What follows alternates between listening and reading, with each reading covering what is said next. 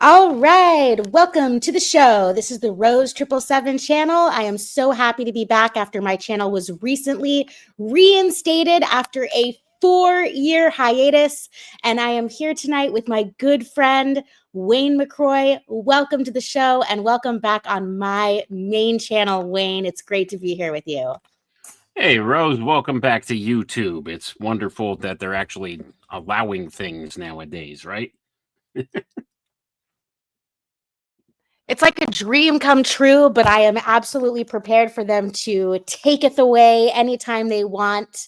I did say when they were giving me the channel back that I would conform to the community guidelines because I have learned that it's in my best interest to keep the lines of communication open with the people, and then I can always drive them away to other platforms that will allow people to speak even more than we can here. Well, you got to play by the rules to a certain degree with this stuff, but certainly they have eased up a lot of their standards on YouTube. I've noticed that in recent months as well. It seems to me that they've gotten a lot better with actually what they'll allow you to say on there. So it's good. I don't know exactly what changed there, but maybe it's the fear of this new presidential administration that's in place. I don't know. I can't speak to that, but I have noticed some differences, and it has been for the better.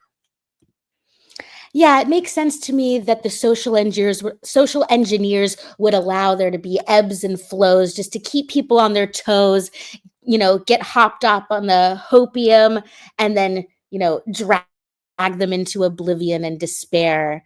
And then right when they're starting to get so, when they can't take it anymore, then you give them a little bit more and then they'll be, that much easier to control when you offer them something when they're in that despair. And then you give it back to them, take it away, give it back to them, take it away. I just feel like that's a really good tactic. Yeah, that sounds like one of the old classic torture tactics, doesn't it? That's exactly how they do that kind of stuff.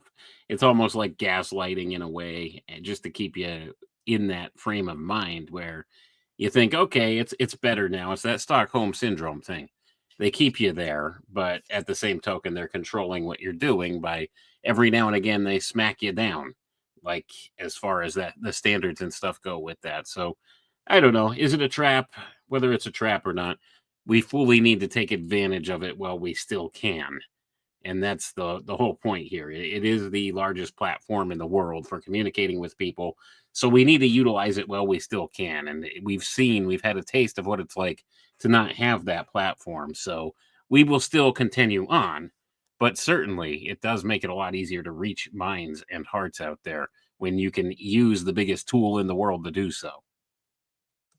Indeed, indeed. And we are here tonight to talk about the new Pope. I'm so excited to talk about the new Pope with you, but I really am using it as an excuse to get you onto my channel, bring you here in front of my people for you to say very, very smart, well-researched things. I love your pontification, and this is just a great opportunity for me to bring you on for this current event. But it is a huge, just when I was putting up on the screen during my little opening music, this is the 267th Pope. So they've been doing this for so long, and it seems that this Catholic Church thing and this Pope thing has been able to go on way longer than any country ever has been able to. Haven't we seen that countries can only last like 200 years? But this has been going on for so long. What do you have to say about that? The difference between the Catholic Church lasting so long and countries just can't keep it together. Well, it's just part and parcel of the control mechanisms that they have in place. But here's the bonus, Rose. Not only do you get all of my smart pontification, but you get all the stupid that goes with it too. That's the bonus of having me on it late at night like this. So it all works out good. That's why But we're friends.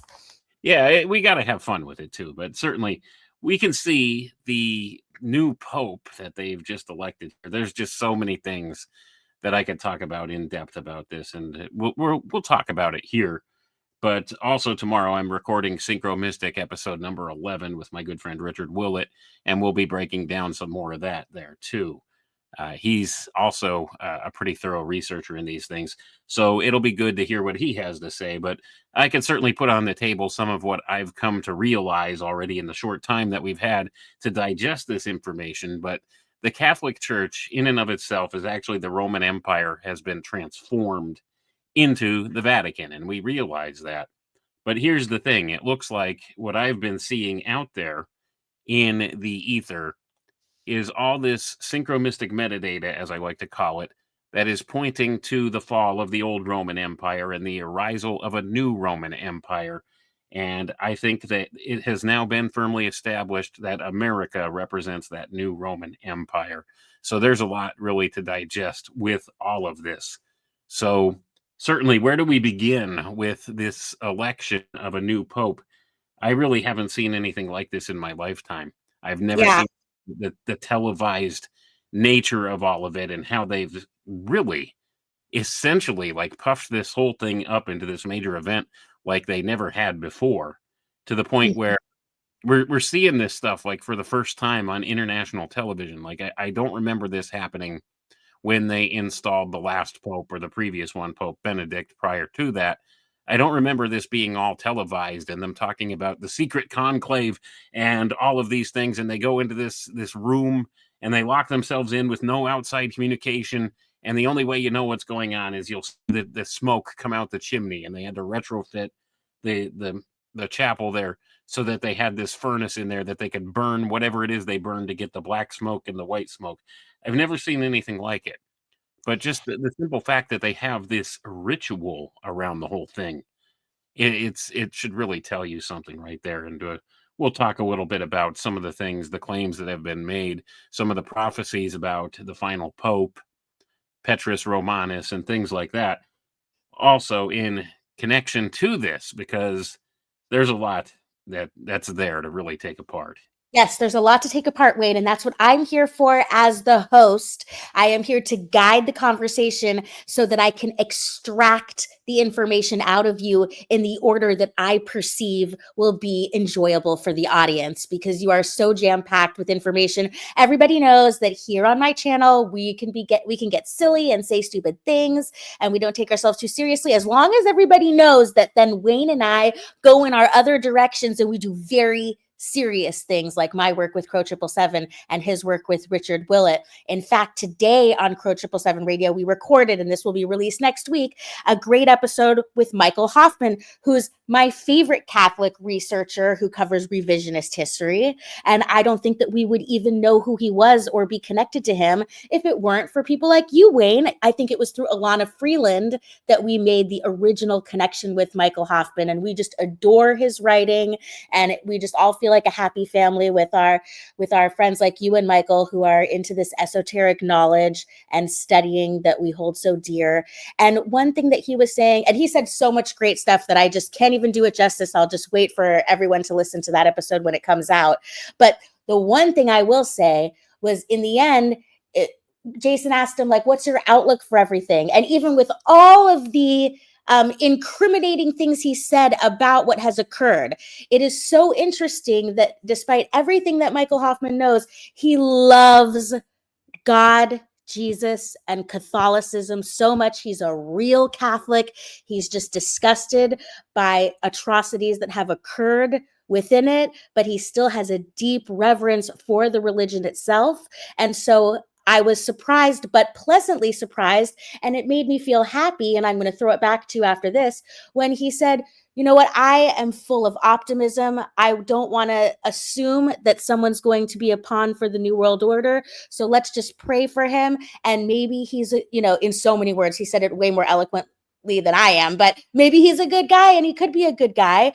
For me, I'm a little bit more cynical at times. And through my research so far, it just seems like he could kind of be considered a blank slate where it can go either way, and he could be turned into a pawn for the New World Order. And we'll go into that more, but I'm going to throw it back at you. What do you think about Michael Hoffman's optimism and praying for him that he won't be a pawn for the New World Order like I think he could be? Well, I just got to say, one of the pleasures of actually doing this kind of a thing is we have the privilege of standing on the shoulders of giants, and Michael Hoffman is one of those giants. He's a gentleman I respect very much, and his work has been very foundational in many of the things that I do and the things that I discuss and talk about. And it was actually through our mutual friend Alana Freeland that I was able to make the connection to you guys, to Crow 777 with Michael Hoffman, and get him back on the air after having disappeared actually into the background pretty quietly for decades now. And it's certainly it's been my pleasure to be able to be a part of that. It really has. So it is an honor and a privilege to stand upon the shoulders of giants like that. So I also agree with Michael. I mean, let's give the guy the benefit of the doubt. I've seen so many things happen that are unexpected in recent months where it appears things are turning for the good. And I do have that cynical part of me that is like, well, how are they going to play this? How are these controllers, these dark occultists who run things in this world, going to turn this and twist this? And time will tell. We'll just have to see. But there are a lot of esoteric tells out there in the ether about this guy, and I don't quite know what to make of it. But I do have an unction that things aren't playing out exactly how the control structure of this world wants them to with this. I don't think it was ever intended that there should be an American Pope, first of all. And second of all, I don't think it was ever intended to have many of the things happening in this world that are happening right now. I think they kind of got a little too arrogant and were pushing too hard with things. And now the people are waking up to the detriment of those controllers of this world, those dark occultists who run things and their minions, the technocrats that run around here trying to get all these agendas in place. I think they push too hard, too fast, and people are waking up despite their best efforts to cut off this awakening that's going on. It's working in reverse against them. And I think we're seeing a turning back to the faith here in Western culture that is long overdue. And of course, this falls back into some of the cycles of history we could look at. It's something called the fourth turning. And we're going through that fourth turning right now, where eventually a society or a culture, every 4 generations or so, they get to the point where it begins to take on the form of a type of a societal collapse of sorts. And then people get back to the foundations of what it is to be human and get back to the core of morality and all of those things that are so important to us, and back to those core tenets of civilization itself, the core unit of civilization, the family unit, and get back to those traditional values. And then things take a turn for the better. And we might be seeing some of that. We might be seeing that as a symptom of what's going on. But certainly, you still have these weirdo, evil, bad guy billionaires and stuff out there plotting and planning against the masses. And they still will try to leverage everything that they can in their directions they want. And how do they do this? One of the ways they do this is through utilizing these mythological archetypes and this synchromystic metadata, as I like to call it, Ooh, to ooh, ooh. bring Let me things. jump in really quick. Let me Go jump in ahead. really quick. I just realized that Pope Leo, that is an astrological sign. It is an archetype. You probably already thought of that, but I just wanted Yes, people to we're know I gonna thought get of it there. without you. Okay, go ahead. Sorry. Yeah, we're gonna get there. There's a lot at play here, but that is one of the tools that they use to affect the unconscious mind of the masses. It's a little something I call synchromystic metadata because I haven't found a better term for it yet. But what this is this is the seemingly disconnected little bits of information that are kind of out there in the ether, for lack of a better term, that float around out there in the background, in the media, that are very subtle, and they steer your mind in a direction that you don't realize. Now, what am I talking about with this?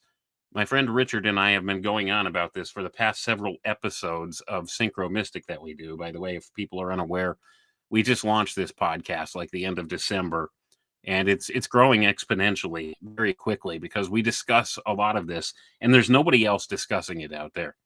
So what we've noticed and we've been talking about is there are certain tropes out there that show up in the media, and most people don't recognize them for what they are because they're all interconnected, whether they seem like it or not. So, one of the things that I picked up on, you remember a few weeks back, one of the big main news stories that was going around, that this biotech company in Texas they brought back from extinction the dire wolf. Do you remember that, Rose? Yeah, and it's so funny because nobody was really talking about direwolves or caring about direwolves, but then Game of Thrones made it popular, and all of a sudden, after that, mind virus was injected into the aggregate consciousness, they decided to go ahead and bring that into existence. Right. Well, here's the thing. Here's the part of the story nobody else picked up on. You remember what the name was of those twin dire wolves that they genetically engineered back into existence? Oh, Romulus and Remus, like the mythological figures that supposedly started Rome. And by the way, ha ha ha, in my opinion, to the fact that the beginning of Rome is cited as a mythological story. How come we don't actually know how it started? Absolutely. That's what this was all about. So that introduced the idea into the big picture. Now, prior to that, I was doing work where I was looking at this connection between Petrus Romanus, Elon Musk, and of all things, Rosemary's Baby, and all kinds of weird synchronistic stuff began to happen that put those dots together for me. And sure enough, this story comes out about these dire wolves. Well, the wolf is a symbol of Rome, first and foremost. If you don't know that, now you do. So this was about the story of Romulus and Remus and the foundation of Rome. So you look around and you see all of these stories about the foundation of Rome out there and things like Romulus and Remus being out there. So I recognized immediately what this is this is a call for the arisal of a new Roman Empire and a new Caesar in charge of that. And I've been talking about this for several months now because of some of the encoding that happened at the very beginning of the year with those plots that went down there in New Orleans. First of all, the guy that plowed his truck through the crowd of people with an ISIS flag on the back of it, and then simultaneously somewhere in Vegas in front of Trump Tower, somebody lit one of Elon Musk's Tesla trucks on fire in front of that. Well, I connected all the dots with that. Of course, this event with the guy in New Orleans happened in front of Caesar's Superdome, Caesar. So it's about the installation of a new Caesar. And of course, Trump was the first sitting president to attend an event at the Caesars Superdome there at the Super Bowl that earlier this year. And of course, you could go back and look at all of the different events surrounding that and realize how much of this was leveraging these archetypes in certain directions. So the dots began to click for me when I saw that story about dire wolves. And this is not something people pieced together. Yes, people were talking about it, but the dire wolf is the symbol of Rome. And then, as the big kicker for all of it, they named the wolves Romulus and Remus. And then, of course, they also later genetically engineered a younger sibling, a younger sister for those wolves. And I can't remember the name, but it's straight out of Game of Thrones. It was the chick from Game of Thrones that they named that one after. So we have this connection. First of all, they're connecting a fictional property to a real world event here. And they're showing us the foundations of Rome in mythology in a similar type fashion. So it's about bringing about this new arisal of a Roman Empire. So I noticed that, and Richard and I did an episode on that. And then a couple days later, a story comes out on Inside Edition. I actually have this video. I don't know if I could actually share it on screen here, but it might be interesting to put up there for people. Let me see if We I could can share do it. that. Is it a file or is it something you can bring up in a tab? Let me see if I can bring it up in a tab here. Sometimes Oh, you can take a file from your computer and drag it into a tab and then save the tab. yeah, let me see if I can share my screen first of all here. Let's Okay. go over here, and here's layout, and can I share screen? Um, What did I you don't know if do? this is It's working. weird. Something Sorry, happened. something Hold on. strange has happened. Uh, you want to try that again by pressing present and then share screen and then click on the Present and share screen and select the screen to share. Select tab to share. Let me see, where are you at? Window. And this one, let's see, can I share this window? Bear with me, folks. Let's do entire screen. No. window. I could do this. All right. So share. Why aren't you working? Okay, Okay. it could be my fault that we're using some kind of strange media presentation that Hold I'm on. Open system settings. Here we go. Open system set. Okay, here now it's coming up. I might be able to actually share. No. Why aren't you working? Okay. Maybe I could send you the file. Okay, yeah, send me the file and I'll try to share it. Or we could even just listen to the audio. We could listen to the audio. I could get the audio to play. That'll Okay, work. let's do that. All right, let me hit cancel here, and I'll just play the audio here. Let's I see if hope we it can comes get this through the to. speakers. Are you sure it will come through the speakers? Are you going to hold it Let's up? try it. Okay. Is Elon Musk planning to father Here a you go. legion of super babies? According to his newest baby mama, Ashley St. Clair, the world's richest man dreams of having enough children to save civilization.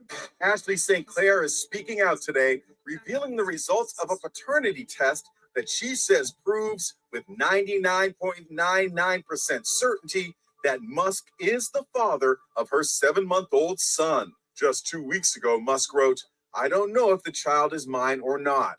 Here he is," Ashley says, in a New York hospital holding baby Romulus right after he was born. Musk has had at least 14 children with 4 women, 10 boys and 4 girls. Hey, his 4-year-old, little X, is the most visible. They go everywhere together, including the UFC event last weekend. And get this, according to the Wall Street Journal, multiple sources said they believe the true number of Musk's children is much higher. And he wants more. Ashley said that Musk suggested they use surrogates to make more babies faster to reach legion level before the apocalypse. She claims he solicits women to have his babies on his social media app X. Oh my gosh, how much longer is this? I have to comment. He wants no part of his harem drama. Musk talked about his Almost love over. of baby making at a recent conference in Saudi Arabia. I know you've been doing your part to maintain the birth rate in the U.S. Yes, I am. I do have a lot of kids, and I encourage others to have lots of kids.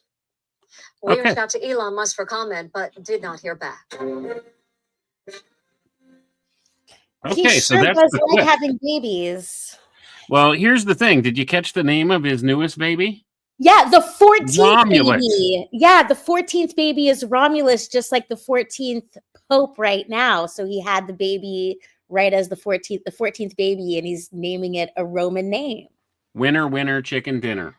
There you go. So, I mean, the connections are like this all day long. And this is an example of what I call synchromistic metadata. What's the chances all of a sudden, with no interest, a genetic engineering firm is going to come out and they're going to re-engineer the dire wolf? Of all the choices they had, they were talking about maybe bringing back the woolly mammoth, and they have all the potential to do all these different things. They could bring back all these different animals. They choose the dire wolf. Why is that? And then all of a sudden the name Romulus and Remus pops up, and then it turns up in the media again. Here, Elon Musk's 14th kid, now named Romulus. That's not a common name. Let's put it that way. So Especially, Wayne, especially from a guy who likes to name their children like money sign 0AXYZ. Now all of a sudden he wants to actually pick a normal name. Right, and Psychomechanicus HCX or whatever. I don't know. What the guy's weird. Let's put it that way. But at any rate, he's become synonymous with American empire now because of his position with Doge, with that Doge agency that's been set up, and his closeness to Donald Trump. So now this guy is out there in the limelight again, and we have this other connection. So this is all pointing in the direction of the arisal of a new Roman Empire. And in no uncertain terms, it was established very clearly today that America is the new Roman Empire with the election of this new Pope, the American Pope, who took the moniker Leo the 14th. Leo representing the lion. And of course, there's more to it than that. Because if you look up, actually, what is the whole thing inherent with the connection between the lion and the wolf? Go ahead and Google that, Rose. I want you to Google the symbology of the lion combined with the wolf. And I May I want you use to read it. May I use ChatGPT instead of Google? Certainly. Let's see what What is ChatGPT has to say. the symbolic connection between the lion and the wolf? And everyone, I can't say the words lion and wolf without remembering that one of the most famous and convincing Mandela effects has to do with a lion and the lamb, which is now the lion and the wolf. But I digress. Let's bring this up on the screen so that everyone can see what I was shown when I asked this question. Right. That's all So- out there on purpose. So here we have the connection here. The lion, symbol of solar power and sovereignty. The wolf, the symbol of lunar power and wild instinct. This is the unification of opposites, once again, that's being symbolized here. So it has, how did you word that question exactly? It symbolizes loyalty, and it symbolizes divine authority and spiritual awakening. Let's see what else it says. What's the symbolic connection between the lion and the wolf when combined? Type when combined and see. And we'll see what it comes up with it in real time here. When the lion and the wolf combine symbolically, they represent the integration of opposites, just like I said, into a powerful and balanced archetype. This union often reflects a higher state of being where the solar force of the lion and the lunar force of the wolf work in harmony. Here's a deeper look at what they represent when combined. The lion plus the wolf is the sovereign mystic or warrior sage. The lion brings strength, leadership, and nobility. The wolf brings intuition, strategy, and survival. Together, they form a complete leader, one who rules wisely with both courage and foresight, instinct and discernment. So it's about outer power and inner depth, it says here. So once again, it's the union of opposites. This represents the alchemical wedding between church and state. Let's put it that way. So America is going to become the new Roman Empire, the new Holy Roman Empire. And we see all of the push of this Trump administration with all of these things back towards, well, let's face it, Christian fundamental morals and values. We see a lot of that being pushed right now in America, don't we? And all of this, I think, might be a setup for a slippery slope, honestly, when it comes down to it. Nothing wrong with that. Like I said, I sincerely think we are going through this fourth turning type event that I alluded to earlier. And maybe people are being drawn back toward a spiritual path from where they were. And we are certainly going through this phase in the cycles of time where we're seeing this great awakening going on, and they're doing everything in their power to stifle this. So what's going on here is, it would appear to me, this is an alchemical wedding of sorts, combining church and state together. And it's about porting over the authority of the religious sector from the Vatican, from Rome, into America. And of course, you know about the three city-states, the three sovereign city-states, right, Rose? We have the city of London for the finance, the city of Washington, D.C. for the military and executive arm of things, and the Vatican as the spiritual center.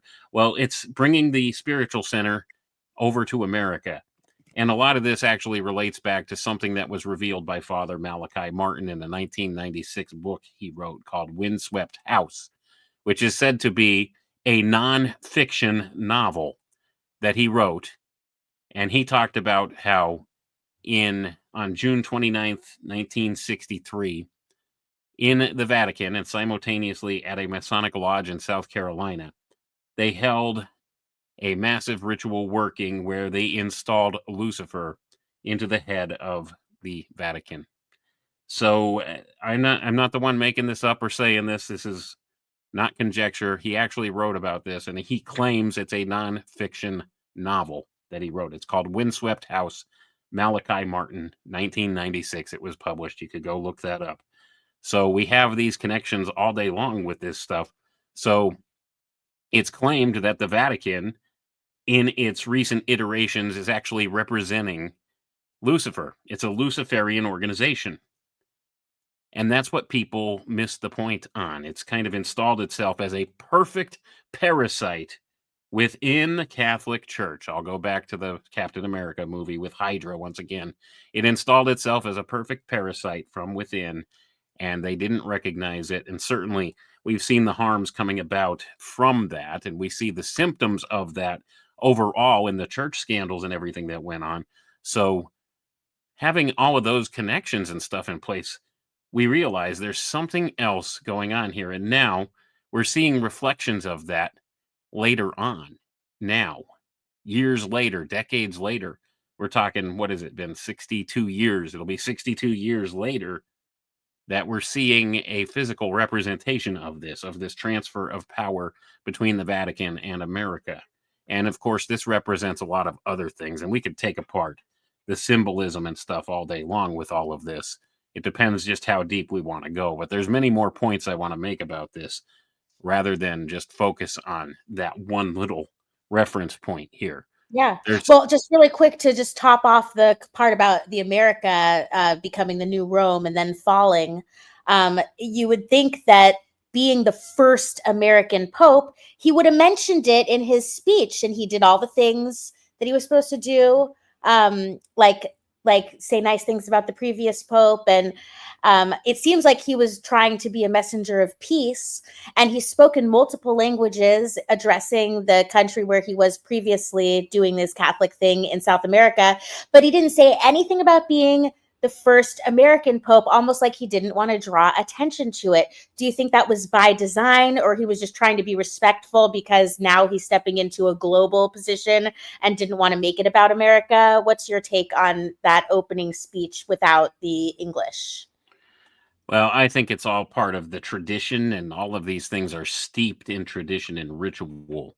So certainly they open up all the time with this in the Latin, where they make the statement that there's now a new pope. It's like the installation of a new pope. It all seems to go according to the old ritual and the old tradition.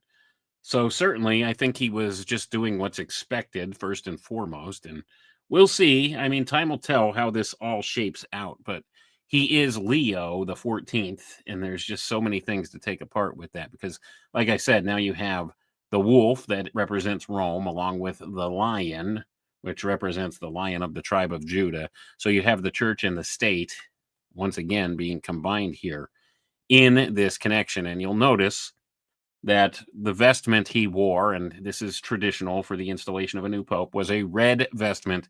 And there's some importance to this, and there's importance to the name Leo. This is the red lion. And if you're not familiar with alchemy, the red lion is another important idea that goes along with this concept that this is the alchemical wedding or alchemical marriage of church and state. So you want to use your little search tools there again, Rose, and look up what does the red lion mean in alchemy, and we can put this on the screen for the good people so they know what exactly I'm talking about here. Yes. Let me open up a new tab. What does the red lion mean in alchemy? All right, let's bring this up and so you can see here.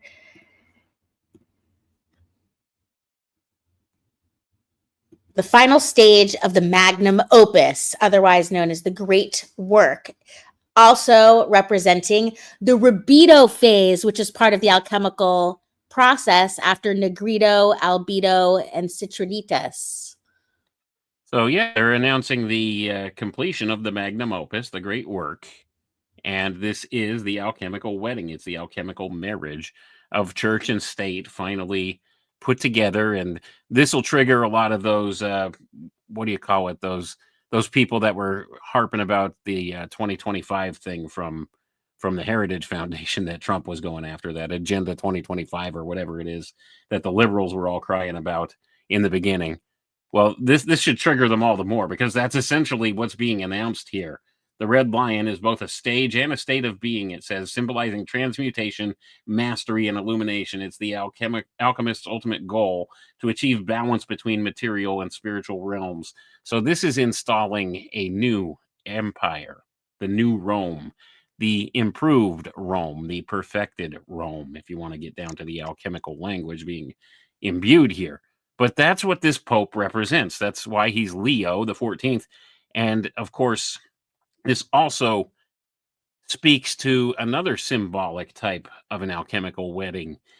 It's the merging, the unification of opposites of the different secret society groups. Now, what do I mean by this? Well, largely you will associate the Catholic Church with the Jesuits, and the former Pope was a Jesuit. And you'll notice this is Even Leo though that the was 14th. against the rules, they broke their own rules and never even had an explanation for it. They just did it. Absolutely. But this was always a known thing. You've always had Jesuit influence, and there is a Jesuit Pope that's called the Black Pope as well that has a lot of sway with the Vatican and with all of this. But this is about the unification of the Jesuits and the Freemasons. 14 is a sacred number to the Freemasons. It represents the lost word of Freemasonry. It's the missing piece of Osiris. It's the missing generative force, the lost word. So when you understand the symbols right there in your face, and you see it's about the unification, the union of opposites, it's this chemical wedding idea, bringing about a new Roman Empire, a Holy Roman Empire. Now, if you want to get a little further into this and go back to the Bible and look at things presented in the Bible, in the book of Revelation, it talks about Babylon the Great has fallen, has fallen. And this statement has always stood out to me as a student of eschatology and a student of end times prophecy and stuff like that, and somebody who's studied this stuff in depth for many years. What you come to realize is when the Bible has a statement like that, a phrase like that, and it says the same thing twice, it means it will happen twice. So what this represents, what Babylon in the sense of the book of Revelation represents, is this world empire, the Holy Roman Empire. It will fall twice. So now we've seen the first falling of the Roman Empire because they're trying to bring about this new Roman Empire from the ashes that will be the great American Empire.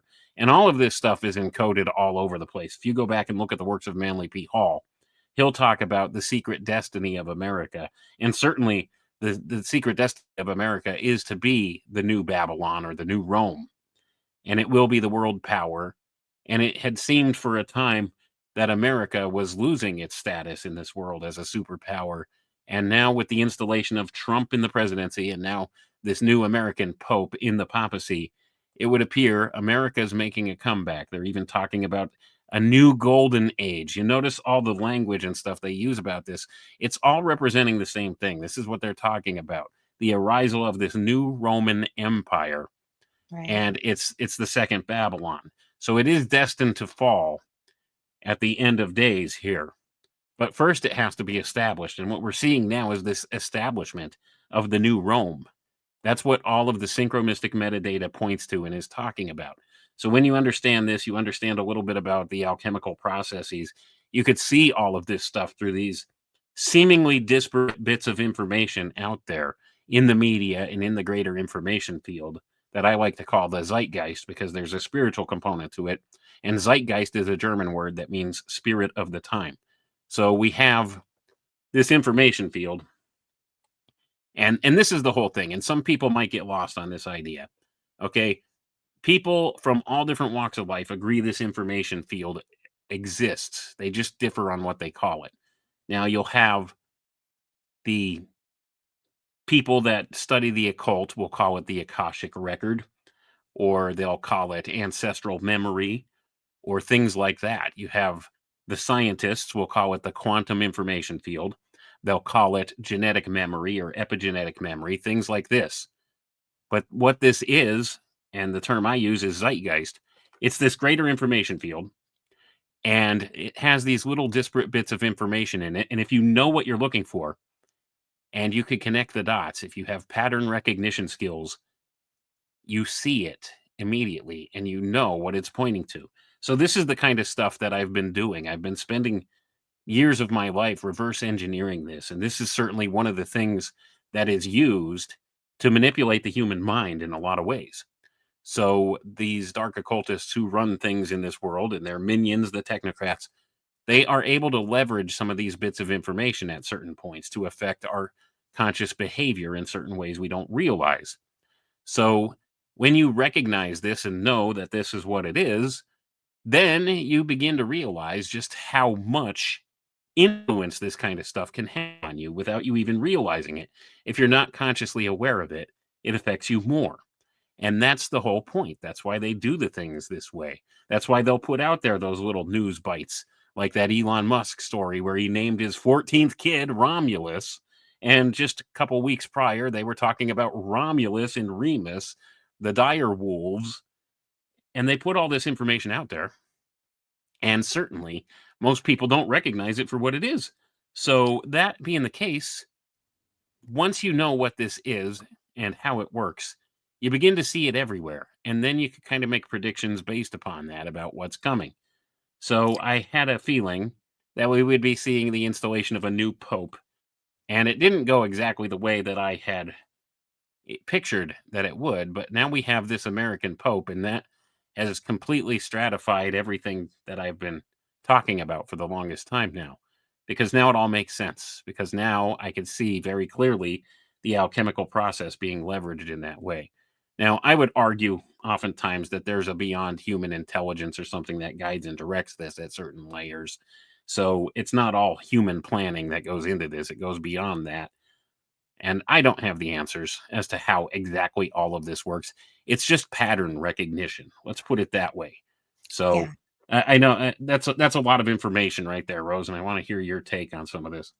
Yeah, that's a ton of information, and you're focused on the esoteric, the symbolic, and I'm totally with you about the union of the lion and the wolf, which represents the religion and the state, and that we're taking incremental steps toward this push for a new world order, which is aiming to have iron-fisted control over humanity. I also feel that there is a spiritual war going on, and there is a battle for every single solitary person's quote unquote soul, however you want to think about it, whether you're religious or not, or whatever you want to ascribe to. It just seems so blatantly apparent to me that there's good and that there's evil, and people have the decision to go whichever direction they want. So we have to remember that every pope and every politician and all these people that we see as puppets for this new world order, we also have to remember that they are human beings who are in the same fight, and they have their own brains and their own inner battles, and who knows what can happen. We should stay open-minded to people breaking free or becoming whistleblowers or making things worse. Who knows? But since I saw in the chat, Rob B pointed out, so this is really surface level, googly type stuff to show, not really up to par with your esoteric symbolism, but I still feel like we should cover it, which is the controversy around this new pope, which I don't think should be ignored, because we can talk about the symbolic and the big picture a lot, but I also feel like I want to be one of those people that keeps reminding people about how bad this kind of behavior is related to sexual misconduct and inappropriate behavior. And I found out that this new pope had, okay, let me read it right off my screen here. It says, according to reports, Robert Francis Prevost, now Pope Leo XIV, as provincial superior of the Augustinians in 2000, approved Friar James Ray to live in a friary after Ray had already admitted to inappropriate conduct with minors. So to repeat, it was after he admitted to inappropriate conduct with minors that this guy, who was just chosen to be the Pope, approved for him to live in a friary. So, I mean, I just feel like that's not very good judgment. If someone has ever admitted to inappropriate conduct, I'm the type of person that feels like they should never be around people in that kind of setting again. No second chances. Maybe I'm being too harsh. What do you think about that? Is it like impossible that they couldn't find a guy that didn't have something like that in his history? Or is just everyone going to be guilty of kind of allowing things to happen or making bad choices in that way, and I'm being way too judgmental? What do you think? Well, it's hard to say for sure with all of that exactly what was what with it, but certainly this has been an ongoing problem within the Catholic Church, and I think this is part and parcel of what was revealed by Father Malachi Martin in that 1996 book, Windswept House. And of course, if you have this other spirit present, there, then you have this upholding of this type of stuff. And all of this ties back to the old secret society groups and stuff too.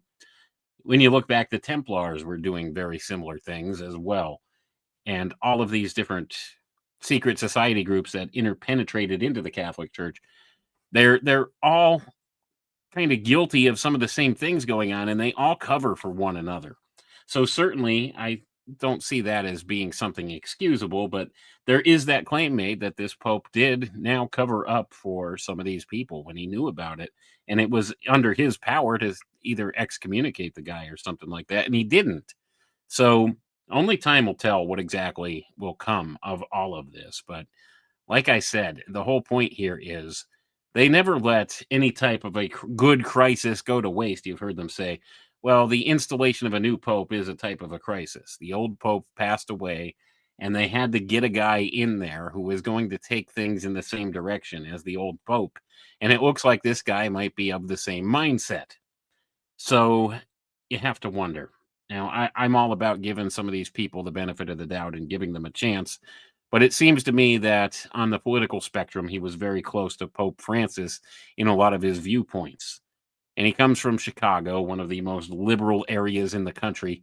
So when you recognize that, you could probably know a little bit about what this guy's attitudes and opinions are going to be.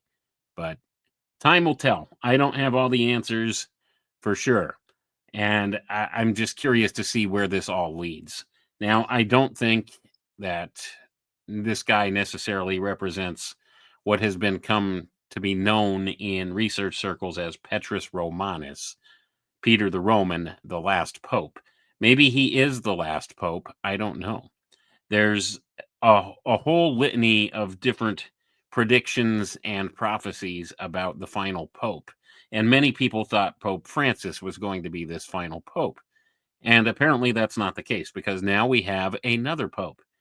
And what is said is after the final pope passes away or is excommunicated from office, or however he leaves office, then we will see the arrival and the arisal of the Antichrist. So I don't think, as many expected, this guy would be what they refer to as Petrus Romanus, the Antichrist. I don't think that's the case. I honestly am of the viewpoint that Antichrist is something entirely different than what is represented in most of the religious mainstream look at this, how they view it. I think it has something to do with artificial intelligence and the transhumanist singularity, in my view.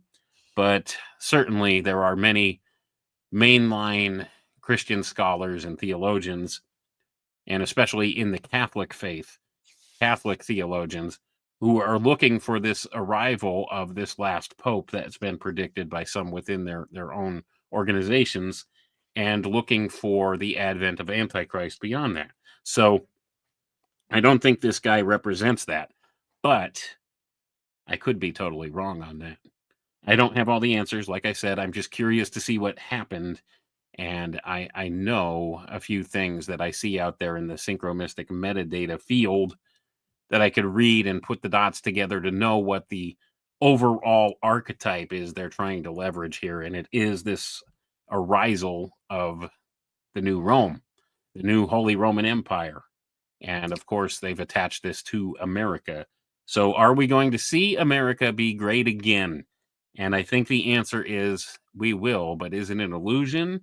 Or is it going to be short-lived? Or is there something more sinister going on? Or are we really making a turn for the better? I don't know. I don't have answers. But certainly they're looking to fulfill their great work, as we have just explored here, by looking at that symbol of the red lion, this new pope that's been installed. So So lot there fascinating. to unpack. Yeah, there's so much to unpack. And with what you're describing, with this oncoming of a new Rome and America's place in it, which is huge and marking like kind of an end of an era, it's almost like a part of the cover up or the distraction for him to go back to the general garb and to have like a traditional mindset. Like I was reading that he's against abortion and against euthanasia and against women being like priests, right? Is that right? I think I read that. Ordinaries, is that the right word? If he's against women being ordinaries, that means he's against them being priests. Is that right, Wayne? I guess so. I'm not as familiar with that language that goes with some of these mainline old Catholic belief systems, but yeah, I know that's something that is more traditionalist as a Catholic view. They don't believe in the installment of women in the priesthood. So, uh, yeah, maybe he's more traditional valued in that way. Hard to say for sure, but Yeah.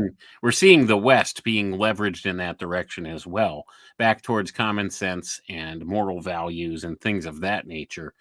And is it a ruse or is it really what's going on? I think a lot of it at the end of the day, with the connections, the political connections and machinations that go on, I think a lot of it's a ruse by this new world order crew that wants to put themselves in power and keep themselves in power. But the average person just wants what everybody wants. They want to go back to common sense. They want to go back to just living their lives and some good moral values and feeling safe and good about raising a family and stuff like that, and not having to deal with all the nonsense that has been socially engineered into our society the past decade. So it's hard to tell what's going on. Is it really changing for the good, or is it just all more of a show for all of us? All the world is a stage, so I have a hard time. Maybe I'm jaded. Maybe I'm a little bit of the skeptical sort, and maybe I'm just too suspicious of everything.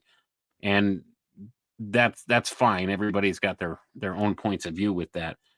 But I don't know. I'm always waiting for the other shoe to drop. Let's put it that way. And I think that players are going to play their games. All right. And that's the bottom line. And in control of this world, you have these big players, and they're going to play their games that benefit them. And they're going to try and leverage everything any way they can, no matter what comes down the pike at them. So we have the new Pope and we have this connection to America. And this will be leveraged to the utmost. Make no doubt about it. I'm looking up to see if his Twitter page has updated because I was reading that he was a little bit outspoken on Twitter at times. And I was also Googling him to see if I can catch him shaking hands with any globalists like Bill Gates or Klaus Schwab. But it doesn't seem that he's ever attended the WEF, and he hasn't shaken hands with anyone that I was looking for. I could only find pictures of him doing very Catholic-y things with the Pope. So it seems like he was close with the Pope. And so maybe, whatever the Pope wanted him to become, he's now having that opportunity after his death. And like I said before, he's a human being, and he might have great plans for peace, or he might just be pretending that he's representing peace and acting like as a certain character as the new world order unfolds. Or maybe we'll watch some kind of transformation where he starts to promote things that he didn't used to. As you said, we don't know. We just have to see. But let's see here. I guess there is no Pope Leo Twitter, but just like in the beginning when you said, wow, like look at how everything is unfolding, I was totally prepared for everything to be live streamed. I wasn't surprised at all. If it wasn't live streamed, I would have been someone who complained. I'm like, why aren't they live streaming the new Pope? It's 2025. Everything's being covered in real time. Everyone has to have a webcam set up, and people were literally treating the installation of the new Pope today like a football game. It didn't look any different to me than the excitement and the cheer of the Super Bowl. And at times it's like you look at it and it's like, oh gosh, I wish I could hypnotize myself into giving a shit about something like that, just as a break from the realities of life. But I can't make myself I like feel football. exactly how you do, Rose. Yeah, I'm sorry. I don't care. I can't care because I know it's all an illusion and it's all crap. Let's be honest about it. Right. But that's essentially what's going on. They've turned it into such a pageant. It's all a show. All the world is a stage, and we're all just watching this unfold on the world stage. And they even refer to it as the world stage. I just find it somewhat amusing at times that people get so vested in this stuff. But at the end of the day, how is the election of a new pope going to affect any of us on a day-to-day basis? Is anybody even going to know or care? I honestly, I didn't care about the last pope, and nothing he did had any effect on me whatsoever. So, why would I care about this one? And it's the same thing that goes on. And of course, I find this intriguing. I do see a question here in the chat asking about what my thoughts are pertaining to the little season idea that has popped up in alternative channels lately.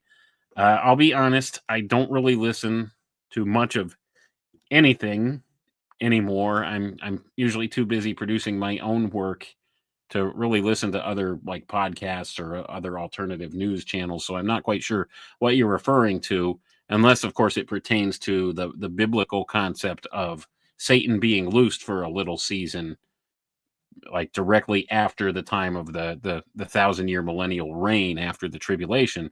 Which, if that's the case, if people are like trying to infer that that's what's going on here, well, they're not really spot on with what the Bible says, because we definitely have not entered that millennial reign, and we certainly have not ever seen Satan bound in this world at this point.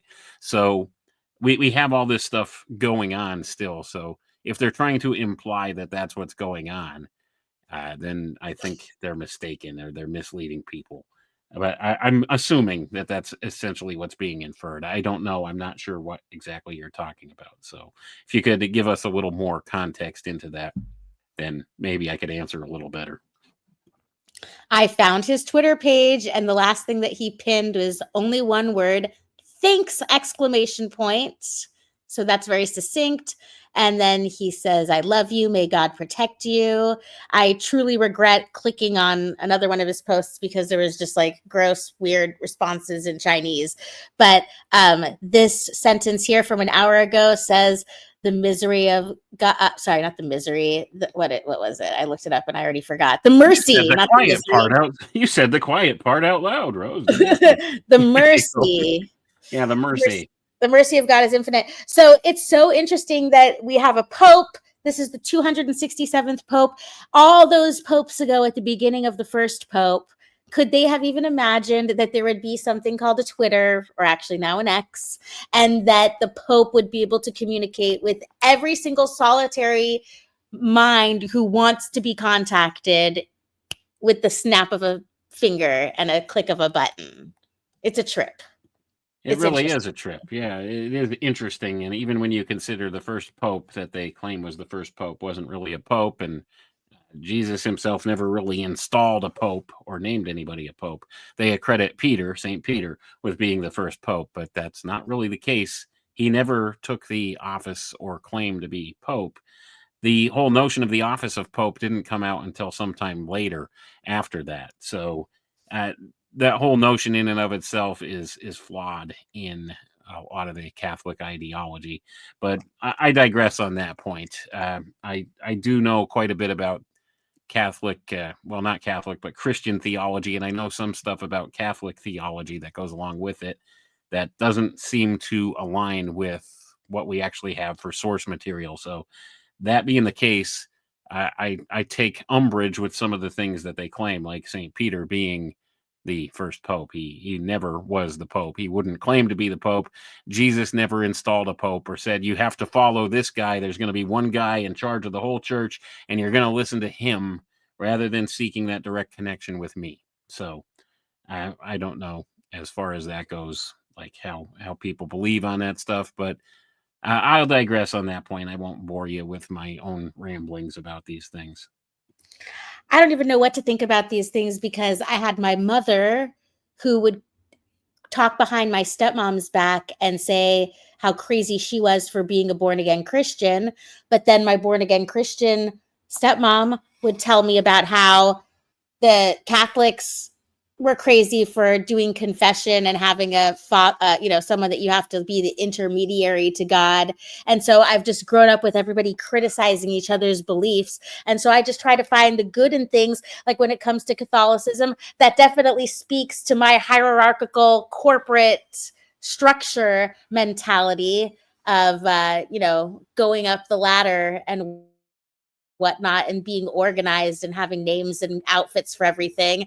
But I don't really see the spiritual value in that aspect of it. So I would need some convincing to understand why all the bells and whistles were necessary, because I feel like if there was a God, that you would be able to have that whole personal relationship, instant communication, instant karma situation, no church required to feel that backlash when you make a mistake. Sometimes it really happens instantly. So yeah, Well, that's my let's thoughts. put it this way. I think a lot of the basis of what has become the Catholic dogma that permeates the Catholic religion is all flawed in its basic tenets, because here's the thing: when Christ was crucified and died on the cross and was resurrected, the veil of the temple was rent in two from the top down, and that was the separation between man and God. He reconciled man with God so we could have that connection with God without an intermediary, and we don't need to go to the priest. And of course, this upset the apple cart at the time, because the priest class has always wanted to maintain their power and authority over the people, and we don't have that to have that relationship with God. And they know that, and that upsets these people in power. And it's still the same thing going on. They just changed the trappings around a little bit. Let's put it that way. So at any rate, you don't need to have the Pope as the intermediary between you and God. You don't need a priest as the intermediary between you and God. All of that is the systems of the Old Testament, and it's all dogmatic at this point, and it's all legalism. And anybody who's following these legalistic doctrines, well, they're very much hurting themselves, because you cannot live up to that standard. That is why God gave us the laws of Moses, why he used Moses to present these laws to us, so that we understand we can't do it in our own power. We cannot live up to that standard, and therefore we have to have a reconciliation from God to us. And that is why he sent Jesus Christ to die for our sins, so that we could have that reconciliation with him. And we don't have to seek at obeying or keeping those laws and all those rituals and all of the different things that arose in the Old Testament form of worship that they had. They made the sacrifices every year. They took the sacrifice to the priest, who had to be consecrated and take the sacrifice into the temple and do this and that and the other thing, just to cover the sins of the people for another year.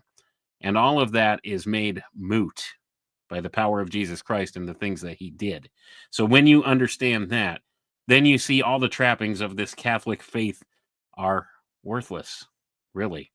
And this installation of a pope and all the political machinations of it, that's all it is it's politics, it's theater.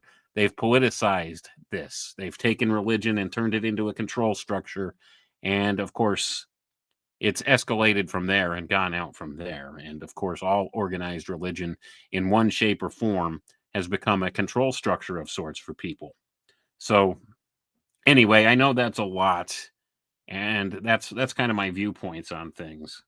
So for what it's worth, you could get yourself a cup of coffee with that. So Yep.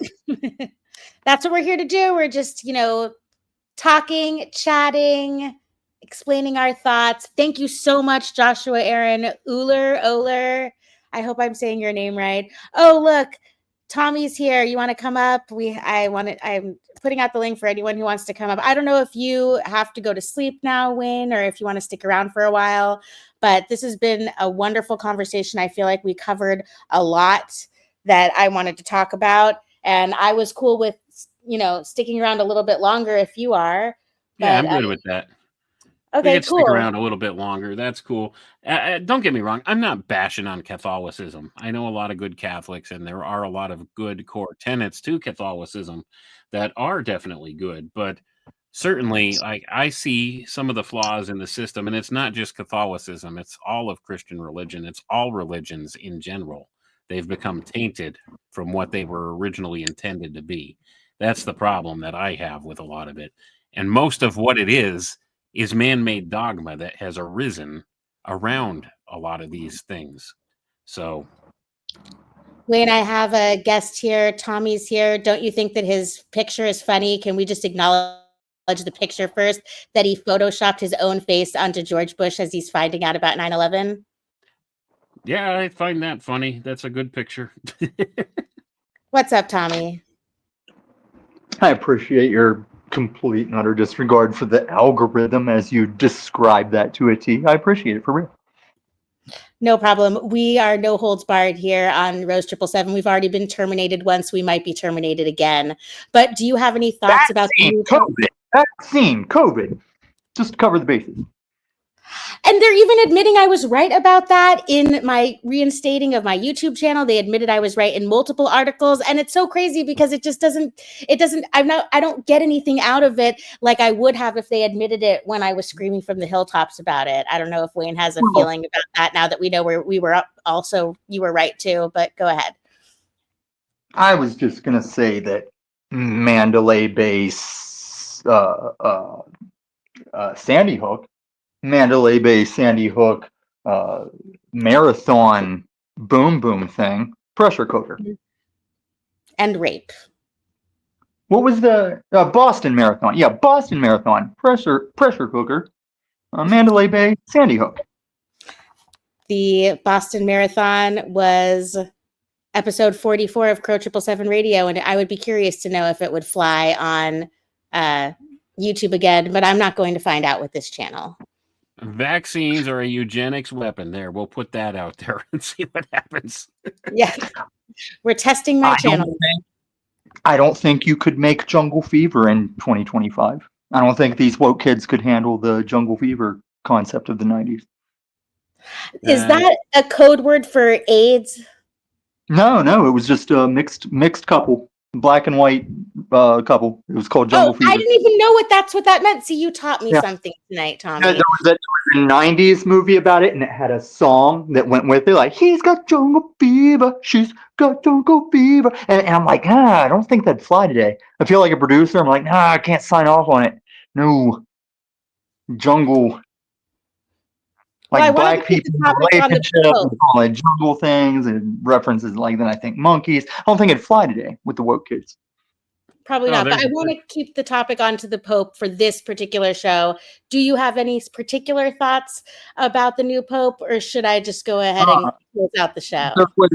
I don't know what the system or entity was that had always predicted the Pope, I guess accurately, but there's only one slot left for one more painting, and that's this one. Oh yeah, Wayne, have you heard about that?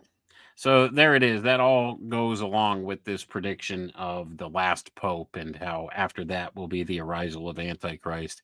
So a lot of people were predicting that the last Pope himself would be the Antichrist, but I don't think that's the case. And that's where you get this prediction of what they call Petrus Romanus that has come about from that. But certainly doesn't seem to be the case, at least from what we can see so far. So we'll see. I think with both Christians and all across the spectrum, from Christian to atheist, people are way too trigger happy with pointing and that's the Antichrist. No, Elon's Antichrist. No, Trump's Antichrist. It's too much. It's like, just chill. Just let it happen. Let it happen or not happen. Well, that's the thing. No man really knows what it's all going to shape out and look like. So we just have to recognize the signs of the times and just know where it is in the timeline that we're at and just be weary of those things. But like you said, it's not worth worrying about. God has not given us a spirit of fear, but a spirit of love and of a sound mind. So we need to keep all that in check. No fear, just facts. The one I am kind of starting to nail down, and I won't be embarrassed if I'm wrong. The image of the beast that can speak and kill people for not worshiping the beast very much seems like some kind of robot that, like, the foreseer back then of the apparition or vision he's having, you'd think it's like a statue or the image of a thing. It's probably going to be a robot. I would suspect it's probably something digital. Let's put it that way. The man that you bow down and worship the beast that it's the image of, and if you don't, it can kill you itself. So yeah, probably like murder bots. Probably. Really quick, I just want to mention, since I see AD 33, AD 2033, you said earlier, that this Pope was aligned with Trump, and I don't know if that's true or not. Maybe it is, but I thought it was interesting because when I was purposefully looking for articles that were going to give me that answer, there was a lot of women that were going, "Ha ha, the new Pope is like a slap in the face to Trump." So that's why I was so curious when you said that. And I don't know why you think that, if you want to put down why you wrote that. But if you Google it, maybe you'll see the same articles that I did where they're saying that he's quote unquote woke. And I couldn't find a reason why he's quote unquote woke, but I think it's interesting that the news and the articles was putting Right. that idea out there. Even this Pope that died was very disturbingly woke, even to my Protestant ass. Like, this Pope that died was like, yes, marriage between all kinds of things, and all roads lead to God. And I was like, what?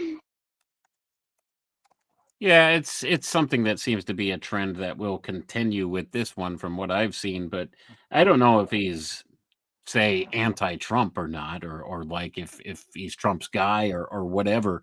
One really doesn't have much to do with the other as far as what I have seen, but certainly you'll understand that what's been engineered here through the Trump administration in America aligns totally with this whole reawakening of the church idea, as we were just speaking of, this arrival of the new Roman Empire, and all of those things that go with that whole document that came from Heritage Foundation that all the liberals were losing their minds over. So we might be seeing some of that come to fruition. There will be the world deception religion, because classically, to have your tax exemption, you didn't take part in the politics as the church. But Catholic, a little different. The the thing. What is it over there in Rome? It's called The Vatican. Yeah, I've been up to. I'm losing my words, and I still gotta It's over all my right. channel. I totally get that. Yeah. I don't words good right now. That's perfectly fine. I'm still glad that you came up, Tommy. And Wayne, I'm glad that you came here tonight and you were so readily available to have this conversation. And I hope that I'm live again with both of you at some point or another. But I think I am going to close it out. It doesn't seem like anyone else is going to hit the link. But I would like everybody to please keep your eye out for future shows. And I would like to have more shows where I share the link and people join to hang out with me and give me their thoughts. And Tommy, did you say that you were going live tonight? Do you want me to advertise your show? No, it's just a very short thing to try and bitch out some losers that are wrong about things.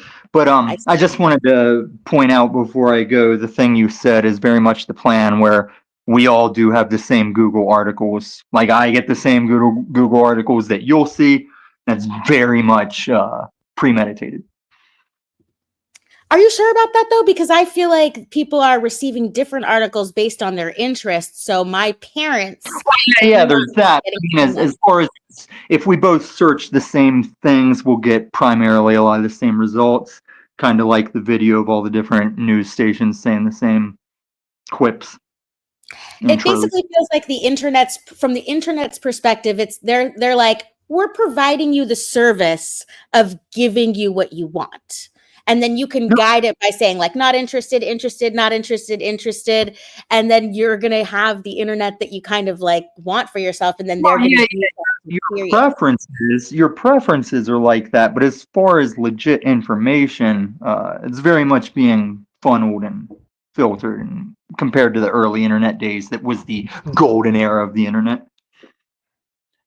Yeah, everything's that you get from a search return now is pretty much tailor-made to your preferences at this point. So it's like a giant echo chamber for the most part for a lot of us, and it seems that way. But there are other people that would get differently skewed results searching for the same things, because the AI knows what it is you're looking for and wants to reinforce your already pre-existent ideas.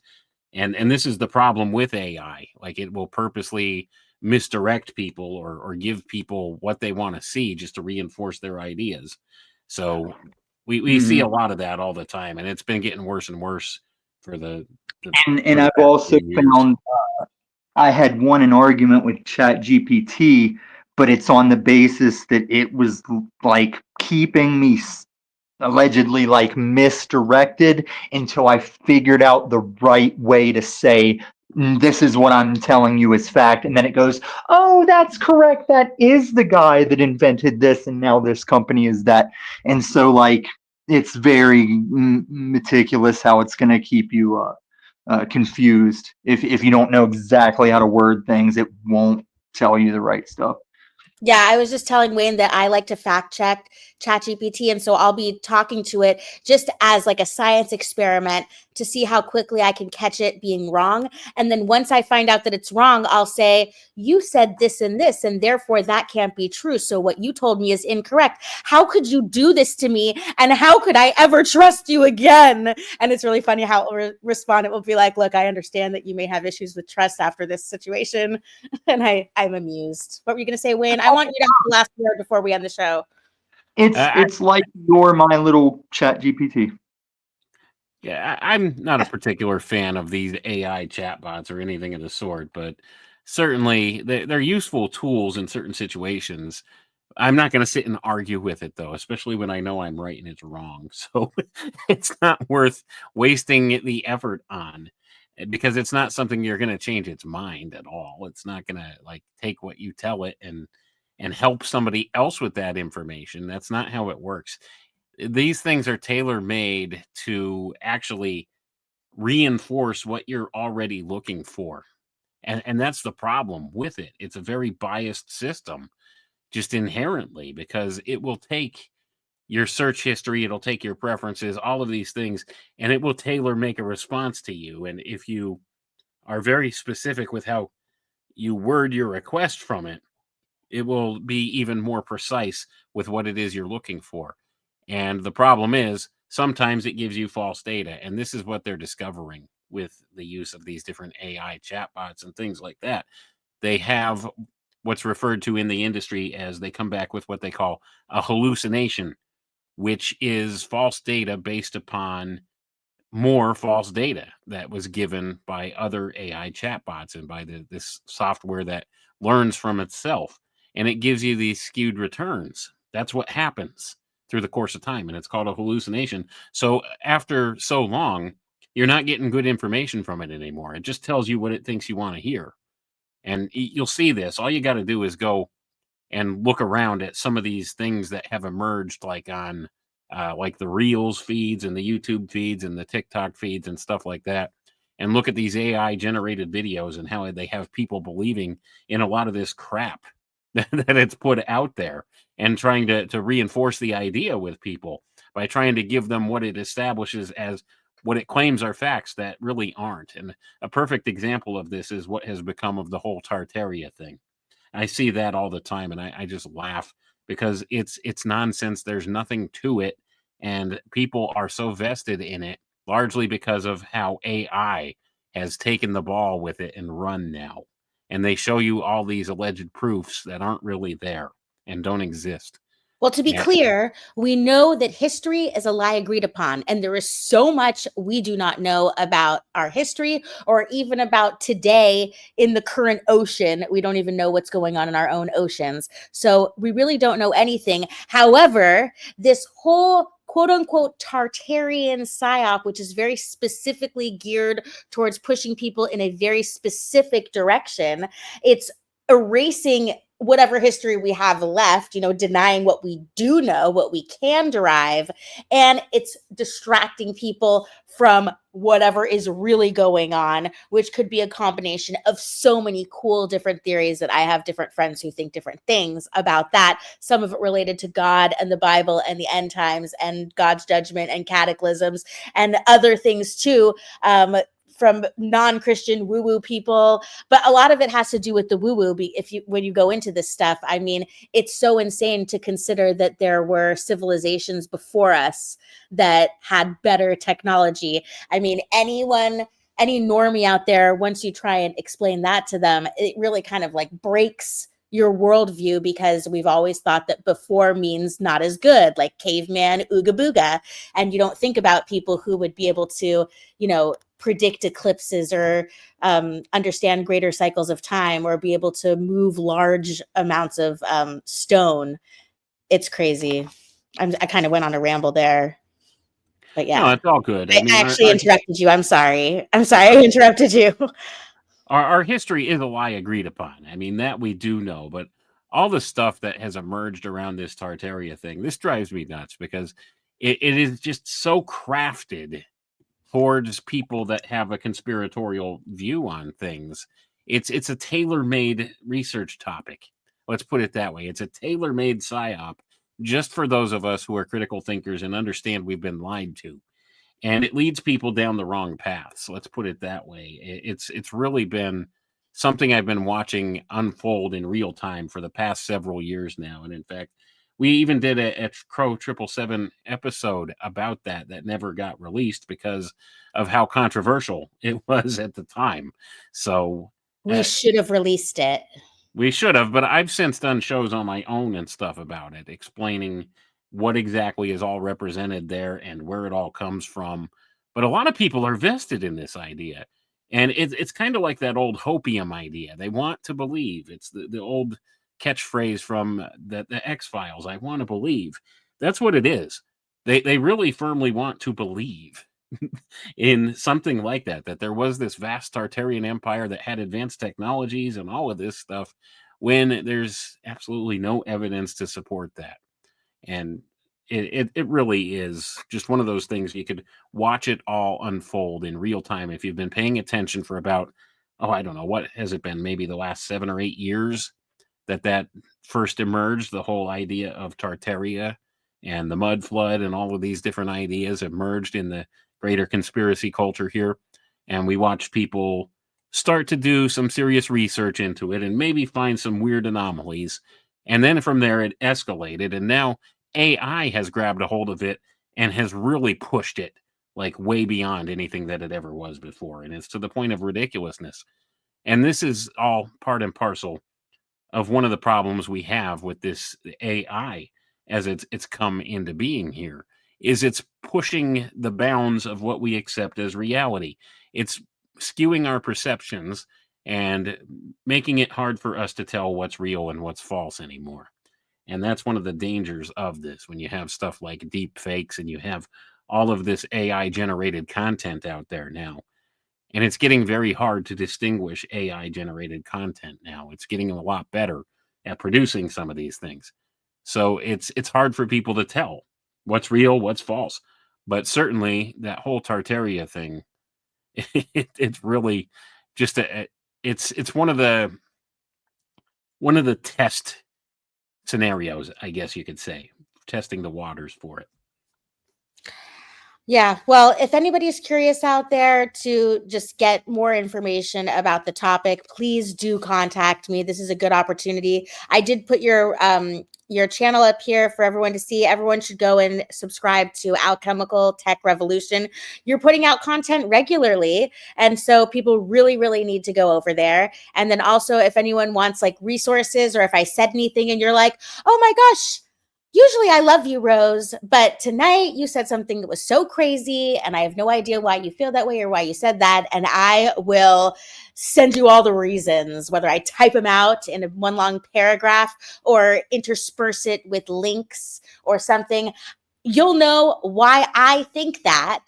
And then you'll know what I know. And then you can take it from there. And you can be like, okay, well, she's just crazy about that. Or maybe you'll agree with me and you'll be like, oh, okay, yeah. So there's my email address, contact Rose777 at protonmail.com. The word contact is part of the email address. If you just do Rose777 at protonmail.com, I'm not going to get it. It's not my email address, but I think that's it for me tonight, Wayne. I'm so happy that we did this and I hope we do many more shows. Yeah, maybe we'll have to revisit the Poppycock report too. So that's always a fun one.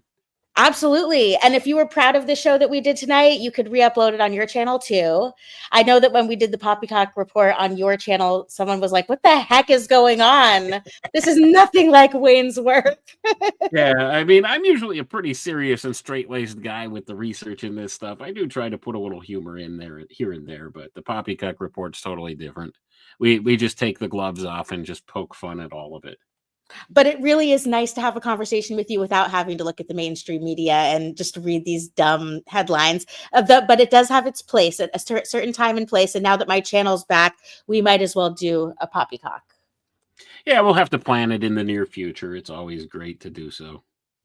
All right, great. Well, everybody, thank you so much for joining me tonight. It has been a blast. I truly appreciate it. And I hope to do many more shows and have everyone here with us.